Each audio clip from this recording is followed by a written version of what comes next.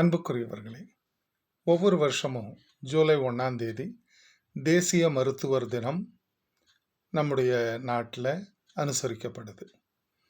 இது பிதன் சந்திர ராய் அப்படிங்கிற ஒரு வெஸ்ட் பெங்காலினுடைய சிறந்த மருத்துவர். அதே நேரத்தில் அந்த வெஸ்ட் பெங்காலினுடைய 2வது முதலமைச்சர், சீஃப் மினிஸ்டர். அவருடைய சேவைகளை பாராட்டி தான் ஒவ்வொரு வருஷமும் ஜூலை 1ஆம் தேதி அவர் பிறந்த நாளில் இந்த தேசிய மருத்துவர் தினம் கொண்டாடப்படுது.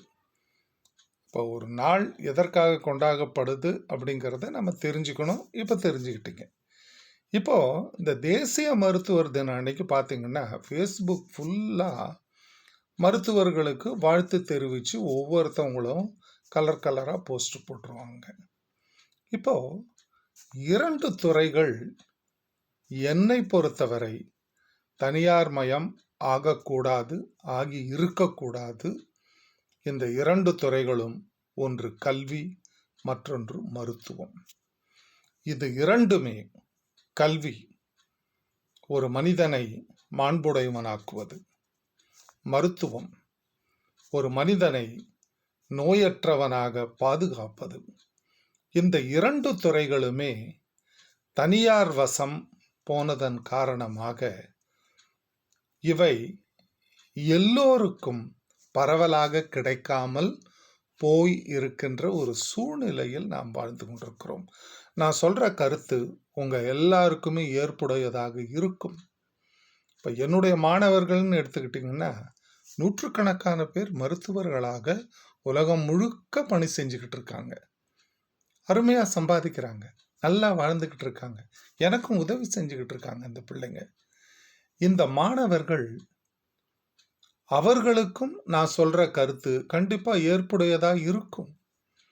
கல்வி, மருத்துவம் இவை இரண்டுமே என்னை பொறுத்தவரையில் அரசின் தனியார் வசம் இருக்கக்கூடாது, அரசின் வசம் இருக்க வேண்டும். இப்போ சாதாரண கிராமத்திலிருந்து வருகின்ற ஒருவன் கூட ஏதோ ஒரு உடல்நல குறைபாடு என்றால் நேரடியாக கோயம்புத்தூர் வந்து கார்ப்பரேட் ஆஸ்பத்திரிக்கு தான் போய் அங்கே போய் வைத்தியம் பார்த்துக்கிற சூழ்நிலை தான் இருக்குது இன்னைக்கு. அரசு மருத்துவமனைகளின் மீது மக்களுக்கு நம்பிக்கை இல்லை. இது கசப்பான உண்மை, ஆனால் ஏற்றுக்கொள்ள வேண்டிய உண்மை. இப்போ இந்த தனியார் மருத்துவமனைகள் அப்படின்னு எடுத்துக்கிட்டிங்கன்னா, தனியார் மருத்துவமனைகள், அதாவது எந்த தொழிலும் தனியார் வசம் போனால் அது வணிக நோக்குடன் தான் செயல்படும். ஒரு பள்ளிக்கூடத்தை எடுத்துக்கங்க, மெட்ரிக் ஸ்கூலாக இருக்கட்டும், சிபிஎஸ்சி ஸ்கூலாக இருக்கட்டும், இன்டர்நேஷ்னல் ஸ்கூலாகட்டும், யாராவது கல்விக்கு சேவை செய்கிறன்னு சொன்னால் அவன் முழு பொய்யன்னு தான் சொல்லணும். அவன் ஒரு கார்ப்பரேட் முதலாளி. அது மெட்ரிக் பள்ளி கரஸ்பாண்டண்ட்டாக இருந்தாலும் சரி, எந்த வகையான பள்ளி கரஸ்பாண்டண்ட்டாக இருந்தாலும் அங்கே வணிகம்தான் பிரதானம், பணம்தான் பிரதானம், கார்ப்பரேட் தொழில் அது. அதே போல இன்றைக்கு மருத்துவம் தனியார் வசம் போய் மாட்டிக்கொண்டது. அங்கே இருக்கின்ற மருத்துவர்களுக்கு முறையான சம்பளம் கிடையாது. ஒரு பெரிய ஹாஸ்பிட்டல் இருக்குங்க, அங்கே என்னுடைய மாணவன் ஒருத்தன் வேலை செய்கிறான். ஐயா, என்னையா உனக்கு சம்பளம் கேட்டேன். 30,000 தான் சார் தராங்க, எந்த பெனிஃபிட்ஸும் கிடையாது. நான் இன்னைக்கு வெளியே வந்துட்டேன்னா 25,000க்கு வேலை செய்ய டாக்டர் ரெடியாக இருக்கான் அப்படின்னு சொல்லும்போது எனக்கு ரொம்ப மனசுக்கு வேதனையாக இருந்தது.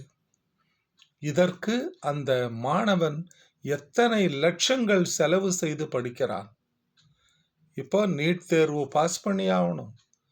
அரசாங்கத்து கல்லூரியில் சேர்ந்தால் கூட வெறும் ஃபீஸ், லேப், இதுக்கு மட்டும் அவன் 5 ஆண்டுகளுக்கு எத்தனை லட்சம் செலவு செய்ய வேண்டிய சூழல். இத்தனை லட்சமும் செலவு செய்து பெற்றோரின் கனவை நனவாக்கி அவன் சமுதாயத்தில் உள்ளே மருத்துவனாக நுழையும் போது அவனுக்கு இந்த சமுதாயம் என்ன ரெக்கக்னிஷன் கொடுக்குது சொல்லுங்க? ஆகவே தனியார் வசம் மருத்துவத்துறை சென்றிருப்பதால் நோயாளிக்கும் நஷ்டம், பணம் நஷ்டம். அந்த நோயாளியை கடைசி வரையில் அவர்கள் தன்னுடைய கிளையண்டாக பார்க்கிறார்களே தவிர, நோயாளி நோய் தீர்க்க வேண்டும் என்று எந்த ஒரு தனியார் மருத்துவமனையும் நினைப்பது கிடையாது.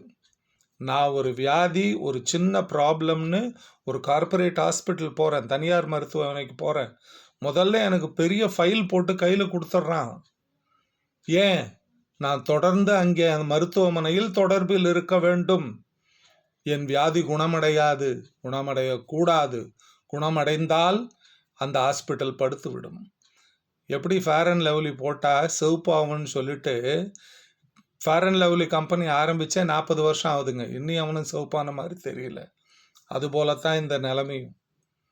தனியார் வசம் இருக்கின்ற மருத்துவமனைகளில் சேவை கிடையாது, அது ஒரு கார்ப்பரேட் வணிகம்.